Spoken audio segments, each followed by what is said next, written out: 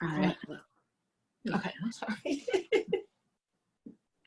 Greetings and salutations, everybody. Welcome to another episode of the I Can Do It podcast. I'm your host, April Burke, and today I have a great guest on, my friend and fellow comedian, Chablis Quarterman. Hello. Hi, Chablis. How are you? Good. Thanks for having me. No problem. No problem. It's great that we can do these things right from our living rooms. I love it. I have a shirt on, but I have like pajama shorts, no panties on. I have pajama pants on. It's great. It's great. We're both single moms. Yeah. Your son Jet is absolutely handsome.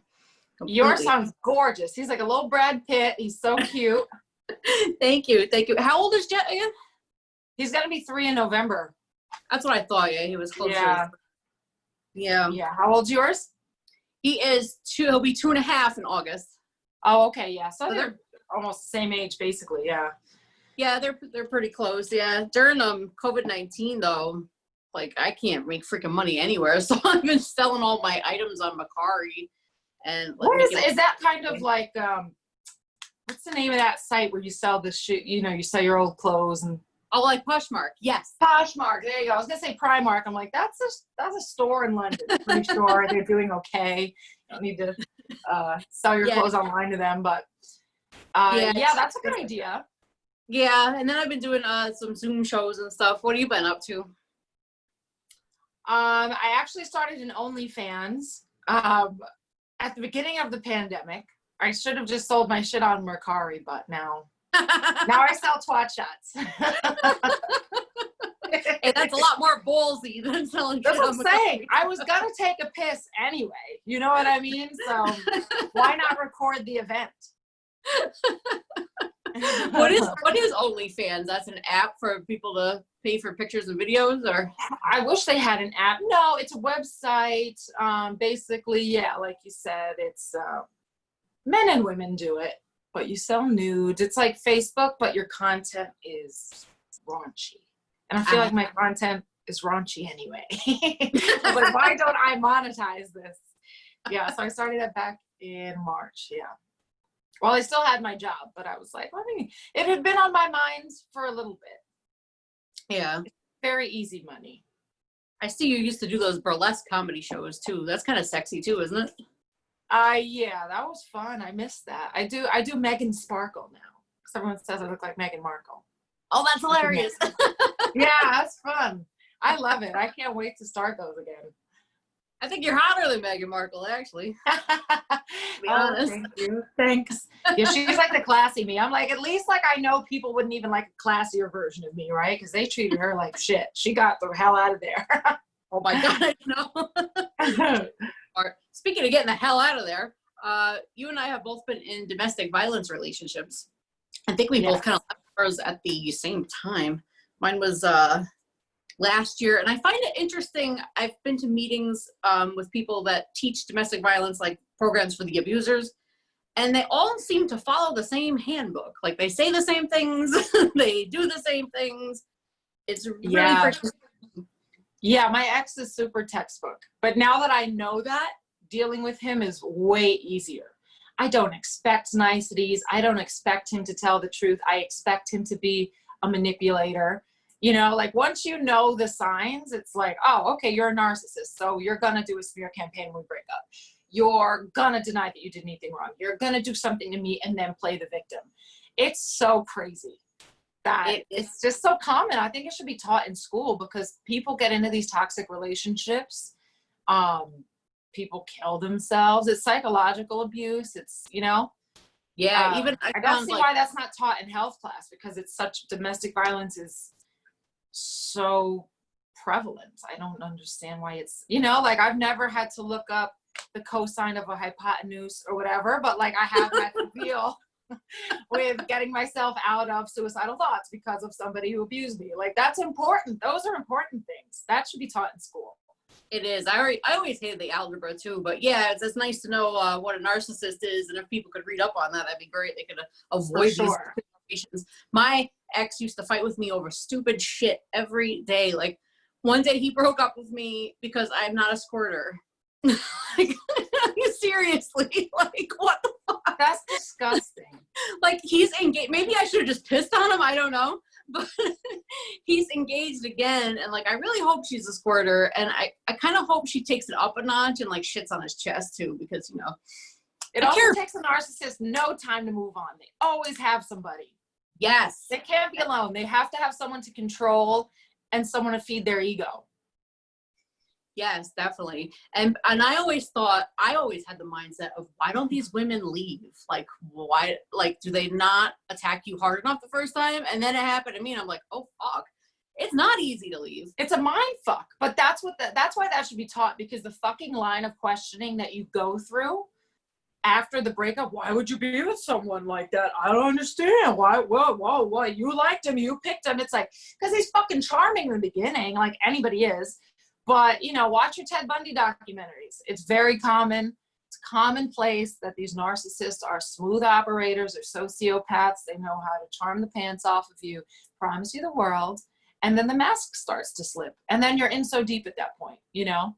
Yeah. Especially like if they come from abuse and then you feel sorry for them and, oh my God, I understand, I empathize. It's only because you're a good person you end up with someone like that, because you care about them. And if you say, I love you and I'm your partner, well, what, do you ditch someone at the first sign of something weird or iffy? Like, no, that's not what love is. That's what you tell yourself. That's where that comes from. You don't realize the depths. Like, once you get to a point where you say, oh, this is a pattern and this is never changing, then you realize, okay, it's time to go. This was never going to end up, you know, working in the first place. But it takes time. You don't know that at all off the top. Now I can spot those signs a mile away, but at the time, no. I was 23 years old. Who the fuck knows anything at 23? You know what I mean? Like, I was in it when I was 36. I still didn't know, because I never had experience with it at all. Luckily. Like, and then people think that you just choose bad guys. They're like, well, you choose douchebags. It's like, that was the one fucking abusive asshole. Like, don't write my whole story for me, you know?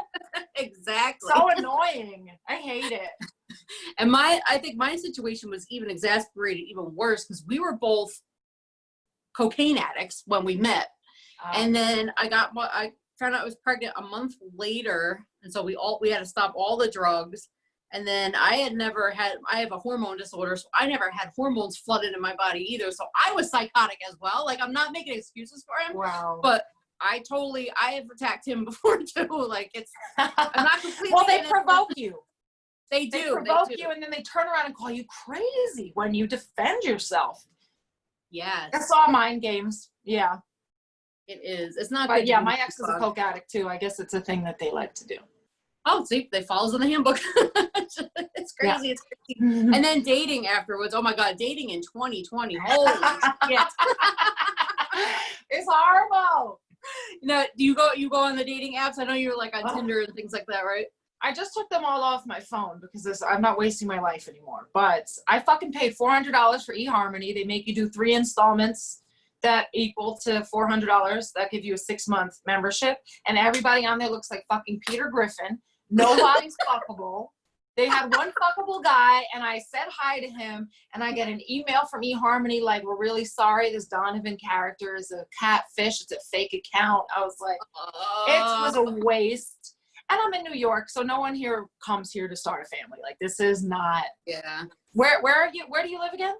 I'm in upstate New York, outside of Albany, in a small redneck town called Cobleskill. It's very nice. But my friend Cheryl had me go on Tagged one night. I had no idea what the fuck I was doing. So the whole thing screwed up. Like, I was searching for men. It showed me all lesbian profiles. And then I got it. It's called Tagged? Tagged. Yeah, I don't know if it's an app or a website. I have no idea. What's it called? Tagged, like Tagged. Okay, yeah, okay. Yeah. And so I went on there, it showed me all lesbians, and then I finally got to the men, and like, I really wanted the lesbians back at that point, because, oh my God, they're like McLovin and freaking, like you said. No. And there was this little profile pic of a guy in the corner, and it said, "Daddy is on his way." And I thought, oh shit, I gotta see what this guy looks like, right? So I clicked on it. I didn't know this app has a live version. It shot me right into his fucking living room, and he was in mine. And let me tell you, crazy. I really hope Daddy is not on his way, because I would probably be murdered. That's scary. It is super scary. I don't know why they would have that kind of option. Like, that's crazy. That's why I worry about the Zoom shows too. I'm like setting up. I'm like, oh, I mean, double chin on the reverse camera. I'm like, I hope we're not recording right now. I feel the same way. And I never know where to look. I feel like I'm cross-eyed. I'm like, looking at I just look at myself. I nitpick myself. Like, it's no good. It's no good. Yeah, like, I definitely hear that. But yeah, no, I don't like the, I just, you know what, everybody's talking to everybody. So you're rarely talking to someone genuine. Like, yes, everyone has options. You know what I mean? And it's easier for a guy to find a girlfriend than a woman to find a boyfriend, because women are more receptive to relationships, and men are just on these apps fucking sexting 30 different people at the same time. Like, it's a waste of your time, honestly. That's so true. I went on the most worst one, the Plenty of Fish. Oh yeah. God, they should just call that like Plenty of Dicks. Like, oh my, and then like none of them, they thought my profile was fake because they said I was too good to be true. And I'm thinking, what the hell is the competition on here if I'm too good to be true? Wow. Yeah, Plenty of Fish, but all the fish are like angler fish, you know, those ugly ones. They live in the depths where there's no light because they're too hideous to be seen. Exactly. It's nuts. You got any good projects in the works or anything coming up? I was supposed to, you know, I'm moving next month. I'm leaving New York. I'm getting the fuck out of here. And I was supposed to be shooting a show with a prominent comic. I wasn't supposed to say I signed a thing, but I don't think I'm shooting it anymore because I'm moving. So maybe I can say who it was. I'll give you hints. It's a woman, and she has twins, and she's a comedian, and she looks a bit like me. Okay. Yeah. Okay. There's not too many. There's not too many people with twins. So just female comedian, freckles, possibly mixed race with twins. So I was gonna shoot that with her for a network, and now I'm leaving. So, and it got put on hold. I was supposed to shoot last month. I work on a show with Kenny Warren. You know Kenny? Average Black Man? No. He's great. He runs a show with the Grizzly Pear, and we do a show called The Weekly Show. Oh, okay. We do every Thursday night at 9. Any other projects? No. How about you? Well, you got this going. I got this, and it's cool. I can work from home. It's like the best thing ever because as a single mom, it's tough. I've been doing night shows with Dat Fan, the original winner of America's Got Talent, Last Comic Standing. He beat Ralphie. Really? Yeah. All I did, it was funny. Oh, wow. Like, he used to be a friend of mine on my old Facebook account, but then I got a new Facebook account, and I had to get all my friends back, and I added him as a friend, and he messaged me, hey, I'm doing these shows. Would you be interested? And I was like, yeah, sure. Why not? And I'm the only New Yorker in all the shows. I've never seen any other New Yorker in them. It's all mainly like California people. There's one New Jersey, one Boston person. He does international stuff. We had a guy from Thailand there one night. Oh, wow. Yeah, it was super cool. And he's going to be turning it into a TV show, actually, which is pretty cool. That's exciting. It is. And then he announced that some corporate scouts are coming in looking for comedians. So I got to clean my shit up because they don't want to hear about my fucking like bloody pussy and cum socks and all that stuff. Squirting. Yeah, I sitting on your ex's chest. Yeah, definitely leave the squirting one out. And he's also having 3 scouts from America's Got Talent watching his shows too. Like we don't know when they're there, so it's like you gotta stay on your toes. Fucking A game every time. Hell yeah. Definitely. That's awesome though. That's something worthwhile to be a part of, I feel like. Hell yeah. And then productive during quarantine. Yeah. We are I'm actually gonna be part of an outdoor show too. I don't know, they probably don't do those down in New York because there's not enough room for anybody, but they just started doing some, I know Stand Up New York had some outdoor shows in Central Park, and then they're doing some in a diner, I think in Queens. They've been doing that, so. Oh, cool. Yeah. Cool. Yeah, because I saw, I think it was Gary Garcia was doing some in Atlantic City, I think, that I saw. Yes, Gary was I was supposed to, he got me on a show in Atlantic City in May, and then obviously that canceled. But I love him. He's the best. He's so funny. I love G too. I hope I can get him on the show. I got to message him and see, because I started in comedy like he was already doing it, but I started with him. Like he was the big guy on the show that night when I was on. So you travel into the city to do the shows? Yeah, it takes me 3 hours to get there. And yeah, most of That's them. the comedy struggle. Because you could drive 3 hours and bomb and go home crying for 3 hours. Like, no, and then you're going to bringer shows. So I have to travel with people because they're bringer shows. So you got to bring them along, and it's by the time the whole thing's done, it's like a $500 trip. Oh, it's a hassle. It really You got to start is. your own scene where you are, I feel like, because that shit is just a fucking hassle. You know? There's got to be funny people everywhere. I've thought about that. Because just navigating New York, like even living in New York is it's just unpleasant to get around. There's just so many crazy people. You're on the train. I remember one night in particular, I had 3 shows in 3 different boroughs. And then I had to get back home, which was super far from the last show that I had. And the first show I killed, the second show I killed, and the third show I fucking bombed. And it was like getting back home around midnight, and I think it was snowing. It was just, why am I doing this? Why am I putting myself in this scenario? It was awful.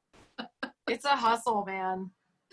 It truly is. It truly is a hustle. And there's Albany area comedians out here, but like, I don't know. I just don't feel like I fit in. Like I was always in the New York City crew, and like, but when I returned to it, because I wasn't allowed to do comedy when I was with my abusive boyfriend, like I wasn't allowed to have friends or do comedy or anything. Right, you're fucking the comics, you're fucking the booker, you're fucking the person who owns the club, you own it, blah, blah, blah. Yes. Fucking the guy who parks the cars at the comedy club. I get it. Same experience, very textbook. Yep. I had a horrible experience. I did one of Julius's shows at Broadway, and I had brought he was a new boyfriend at the time, the abusive guy. And oh my God, he said he saw Julius knock on the table, and then I went to the bathroom, which meant that Julius and I were doing cocaine in the bathroom, and of course, everything else he's thinking. And Julius's little knock was just to say hello, like you're next. Yeah, not let's go in the bathroom and do coke and fuck. Like, no. It's like my ex ruined so many. I think I lived in Atlanta for 2.5 years. I think I did 5 shows. Oh wow. That's how miserable that was to deal with. Ugh. I did one. We were at Laughing Skull. I was at a mic, and I ran into a guy that I met doing extra work in Georgia. Mm-hmm. And I told my boyfriend to meet me, and I sat next to the guy, and I was like, oh, if I sit next to him, he's going to think, but like, why would I sit next to a guy I was banging and inviting my boyfriend to sit between us? Like, what kind of bullshit would that be?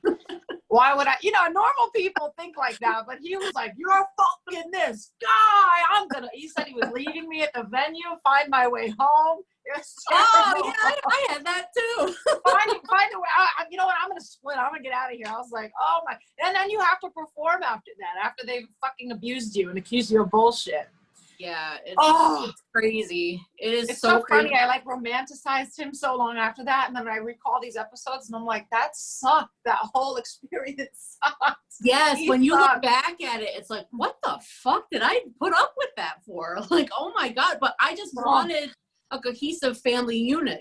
My son's father and me and us as a family, and I thought maybe it would change. They can't exist in those scenarios and those dynamics. They don't have interpersonal relationships. It's just one to the other. Okay, pick up and leave, Yeah. It's so funny because the woman he dated after me was initially a cunt to me. And then one day she just like let it all out and was like, he fucking treated me like shit. And I'm so sorry. I was mean to you.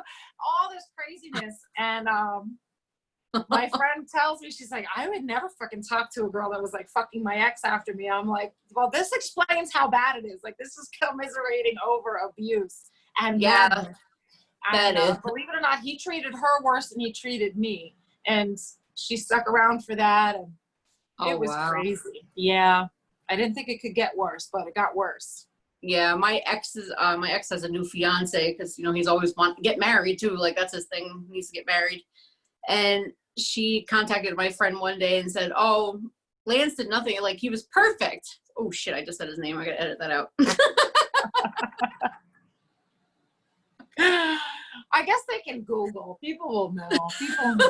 People will know who your baby daddy is. Anyway, yeah. That's true. People would know. People would know. But anyway, she told my friend actually contacted with her, giving her the number for the domestic violence hotline.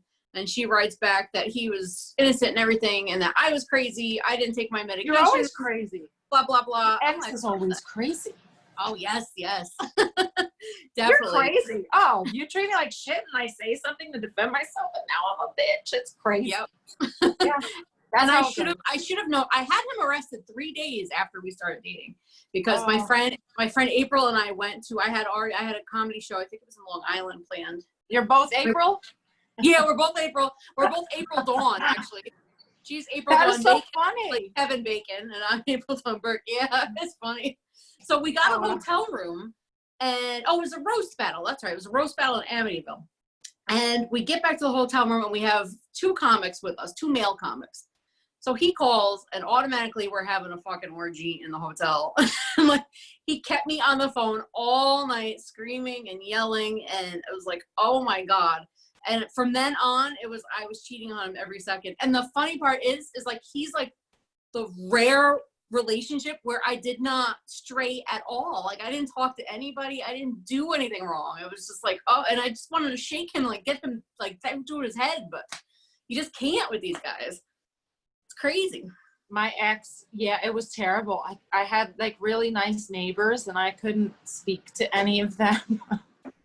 I was nervous to say hi to anybody. If I looked out the window, I was checking them out. If I went for a run, I was going to the neighbor's house. If I was tanning, it was so the neighbors could see me, or I was getting the tan so the neighbors could see it eventually.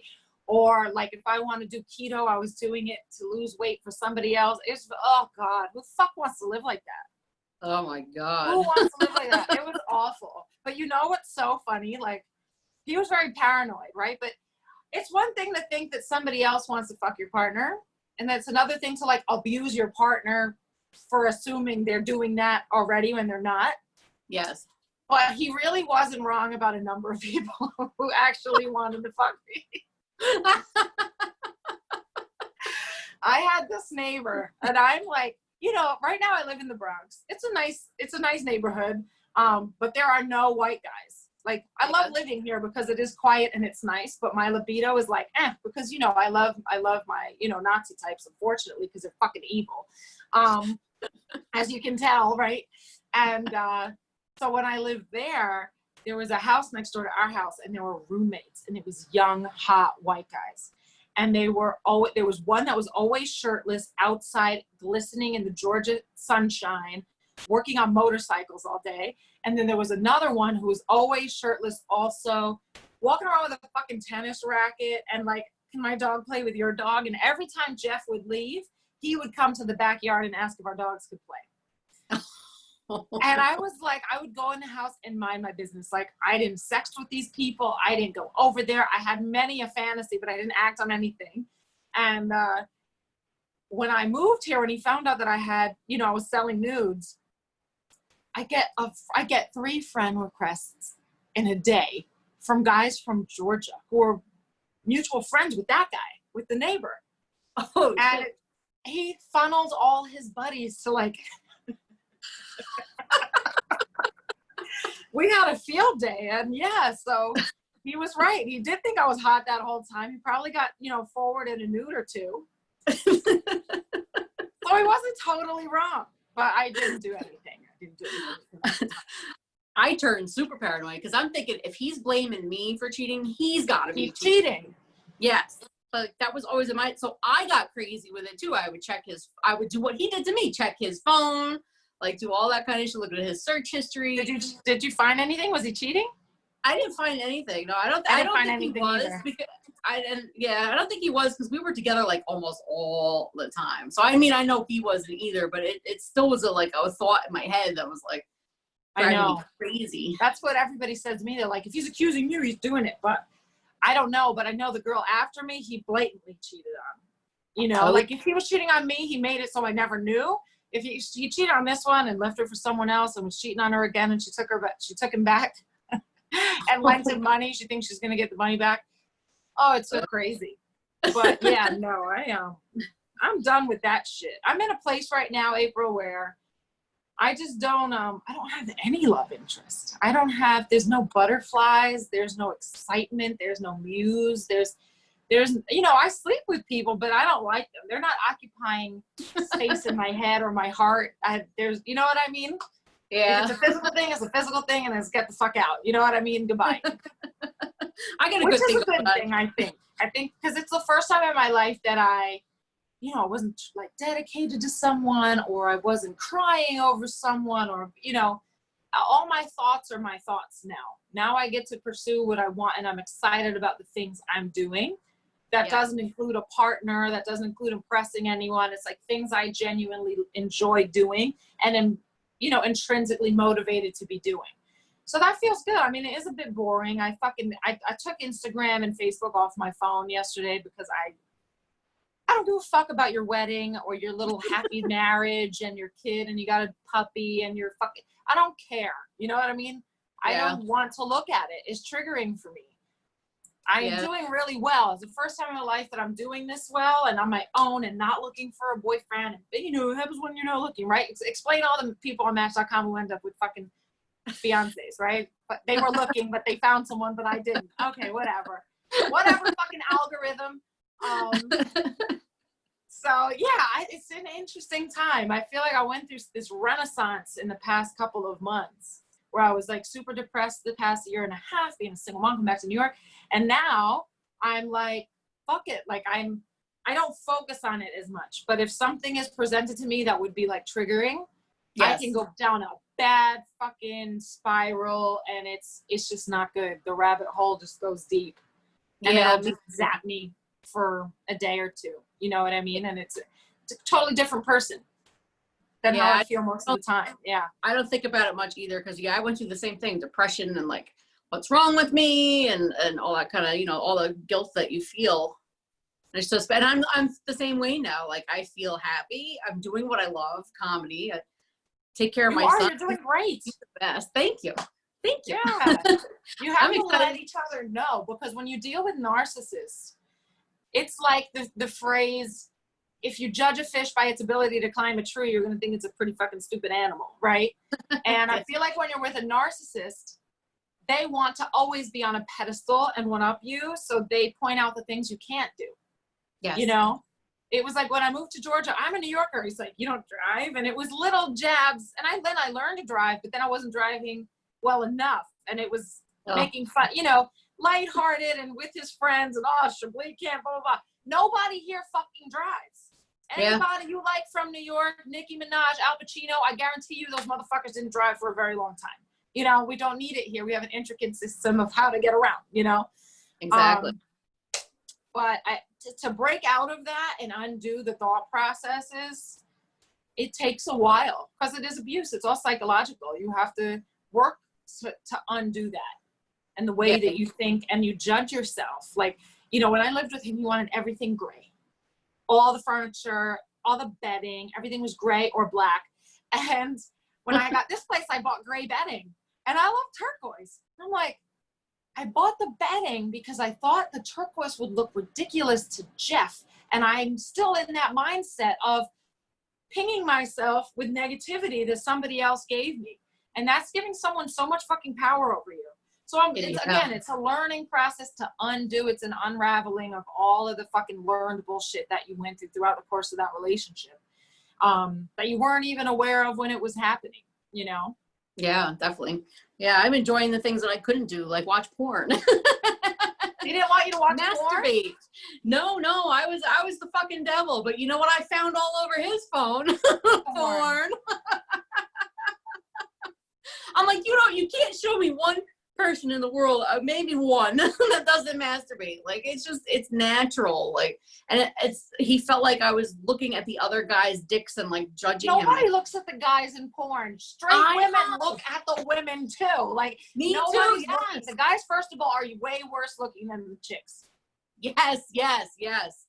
That's why I Look like at Ron, we gotta look at Ron Jeremy. Like, there's no one for us. It's all the chicks that we're looking at. We like the juicy booties, the juicy boobies, and when we come, we're not even interested in that anymore. Exactly. I'm automatically straight again once I come. It's very weird.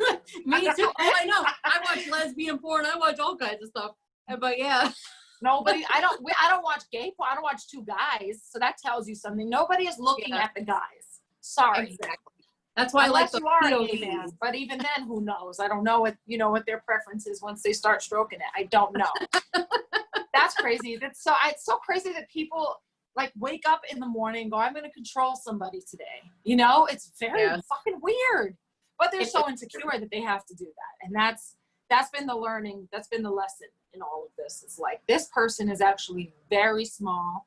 And I look back now and like my ex is fucking couch surfing in North Carolina. He doesn't have a job. He hasn't paid child support in months, and not before coronavirus hit. He had to sell his jet ski. The house we had was so gorgeous, like HGTV gorgeous, like beautiful. Well, of course you can live that way in Georgia, right? It's not like New York. Couldn't afford it in New York. And he would just be like, I put you in the nicest house you've ever lived in, and blah, blah, blah, blah, blah. And now he's like on a couch. I'm like, I have my own fucking house. I pay my own bills. Everything is, I have a roof over mine and our kid's head. He doesn't even have a place for him to sleep. So it's just looking back, it's like, oh, he built himself up because he wasn't shit that whole time. Wow. And he made me feel like I was helpless. Because they're afraid of your prowess, especially as a funny, good-looking, big-tittied woman. Like, they know that you can get better. So they want to make you feel like, make her feel like shit so she never leaves and never feels like, never realizes that she's making a mistake by being with me. Yes, exactly. That's a weird thing that it's like the fucking handbook again. My guy is unemployed, hasn't paid child support since coronavirus. But he thinks that he's God. He's like God's gift. He's the man. He's the provider. And it's like, you don't do shit. You don't do shit. Where the fuck is this coming from?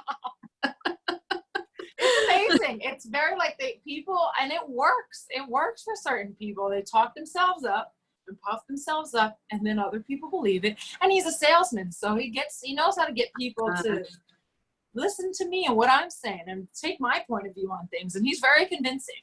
He got one judge on his side really good one day, and I was like, what the fuck? Can I ask you something? What'd you say? I said, can I ask you something? Now, the sex within my domestic violence relationship was the hottest I ever had. Is that common too, or? No, not at all, actually. No. Well, that was like, out of all my boyfriends, that was the worst sex. It was very, the boyfriend I had before him, I didn't love really, but he and I just gelled. Like, he was married when I met him, but they had an open marriage, so we would go to hotels. Like, it was hot from the beginning. So when he got divorced and we became an actual couple, and like I moved in, the sex was still there. It was the point that we were fucking like 8 times a day. And I made the mistake of telling my jealous, narcissistic boyfriend this when I met him before I knew that he was crazy. And he kept digging and asking for questions about my ex. And I was like, well, we just, we have a lot of sex. And I don't know how it came to being. I don't know why he wanted to hear all this. But it got, so once we had sex, like, he would choke me. I couldn't call him daddy. I just couldn't be at all sexual during sex. And it was like a punishment. Like, he would punish me by not doing the things that I wanted. And he was like, you're acting like you think you're a fucking porn star. This is something you did with your ex. Like, then we may as well not have sex at all because you've had sex with exes. Like, everybody's done everything under the sun with everybody, Yes. And he just punished me. And then when we broke up, he said, you don't know how hard I had to try to want to fuck you. You were the worst lay I've ever had in my life. And then the girlfriend, when she started talking to me after they broke up, she made little digs about things. So I'd make digs back, even though we were trying to be compadres about the situation. Right. And then she got, I guess, fed up with the dig of mine, or felt, whatever, that I said something like, he bought me a car for my birthday when I knew that he didn't buy her anything. But she'd already made her digs, and that was my dig back. So she felt it necessary to say, well, no, I mean, he's great in bed, though. I mean, the sex was incredible, which I'm sure he told her. Our sex was very mundane. Oh, I'm sure. He didn't make me come in 2 years. Like, it was bad. He didn't fuck me the whole pregnancy. And he just said, yeah, you were the worst, you know. And I know it's because of my ex. Like, Reed was a very, very good lay. Horrible dancer, great lay. I don't know where the thing comes from. But, you know, plenty of references, you guys. I don't think anybody would ever say, this is a bad leg. I know, so right? I don't feel bad about it now, but at the time I was like, how fucking dare he? Yeah. It was bad. He was so, like, he would be like, you're cheating, and he would climb off of me in the middle. It was terrible. Oh my God, that sounds horrible. It was very hurtful. Yeah, he made me feel like I was like this ugly duckling. Which you're totally not. You're totally gorgeous. I looked like this the whole time also. I know, what the fuck? It's hurtful. It's hurtful shit, man. But, you know, when you're dealing with hurt people, what do you expect out of them? You know what I mean? Like, now I know I don't expect any good from him. So I don't get hurt anymore. I hardly deal with him to begin with. But, yeah, once you set your expectations so low with these people, there's no disappointing. I expect him to be the scummiest scumbag. But that's what he is. That's what he's shown me. There's no rose-tinted glasses about this person at this point. It's useless. He's helpless. You know what I mean? Yeah. Once you get to that stage, it's done. Because I held on to hope that maybe he'll go therapy, and maybe he'll stop doing coke every day. Maybe he'll stop doing Adderall and stop drinking a fucking bottle of Ciroc in his backpack every day. And it doesn't happen. And you go, oh, he's 40 and he's still not married, and he doesn't even ever see his son because he's fucking crazy. And you know, it's like the pattern he's not gonna break. Not even it was awesome. Yeah, usually by the time you're that old, you can't break those habits. No. It's not my fucking job to try either, you know? No, definitely not. I just want to waste a lot of time. You waste so much time on these people. I wanted to talk to you about this today because I want to talk to people, because there's a lot of people that don't know how to get out of these relationships. And what I did was I had him arrested. He came in and choked me the final night where I had him arrested. Like, I was choked also. So, yeah. I was writing the handbook. Handbook. Like, if he would have just choked me with his huge fucking, like, horse cock, like, maybe we'd still be together, but no, no. He choked me in the wrong circumstance. Exactly. But, yeah, I did that, got the order of protection. I worked with Catholic Charities. I don't know if you have those down in New York City. Yeah, and they helped me a lot. They helped me with finances, because that's also a part of domestic violence, is the financial abuse. Like, they leave you so tight. So you rely on me. Yes. Yeah. But they make it at first like, I'll buy you this and I'll buy you. Like, it's romantic. Yeah. And then it's like, oh, you're doing this like to hold me hostage here. Yes. Things to teach.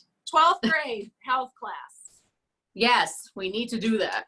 Yeah, because it sounds like a fucking fairy tale at the beginning. Like, I met my ex. I was moving out of my ex's house in New York, and I went to Florida for my cousin's wedding, and I already had a bunch of luggage because I was leaving anyway.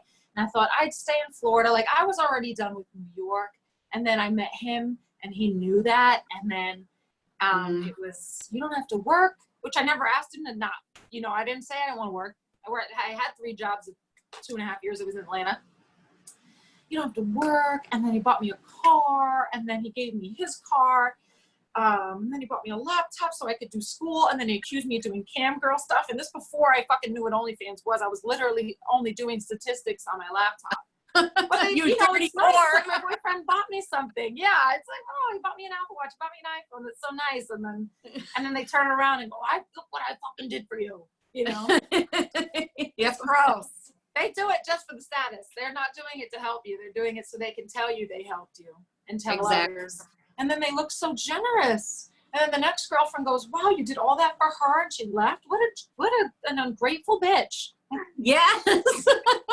It's the same for every freaking. It's how it goes. It's crazy. It's really crazy. Well, thank you for joining me today and talking about this. I wanted to just take a serious topic and kind of make it a little lighthearted, but I also wanted people to know what it's really like. And don't let anyone shame you. Why were you with this person? You picked him. Like, no, motherfucker. Again, watch the Ted Bundy movie because you will get it. You will get it. And he was also kind of fine. And you just, oh my God, he was hot. He was hot. I can't watch those things because I look at the fucking killers and I'm daydreaming at them, and I'm like, no, he was horrible. Don't. I know. I'm thinking, oh, but Ted Bundy would be fucking hot. And then I'm thinking, no, he would knock me unconscious and rape me. He'd Like, bludgeon you. He'd bite you to death. He was crazy. He was. He definitely was. He was cuckoo cachoo. I want to get a screenshot. Oh, I turned it off. Wait. It won't undo it. Okay, here we go. Oh my God, I'm so sorry. It's all right. There you are. We'll look back at this. We'll take screenshots when it airs. But yeah. I love it. I love it. I love it. Well, I'll let you go. I know you got to go pick up your son. I got to go pick up mine too. It just started raining. I'm like, oh. Oh no. Can he walk himself home? God damn it. Motherfucker. Right? Woo! Woo! Woo! There you go, guys. There's your Pay kitty. my bills. Well, this has been so nice. Thank you for having me. I love being able to discuss these topics. Yes, and I thank think you. it's important to talk about. It is definitely. Thank you, Chablis. Thank you. Bye. Bye, honey. Bye.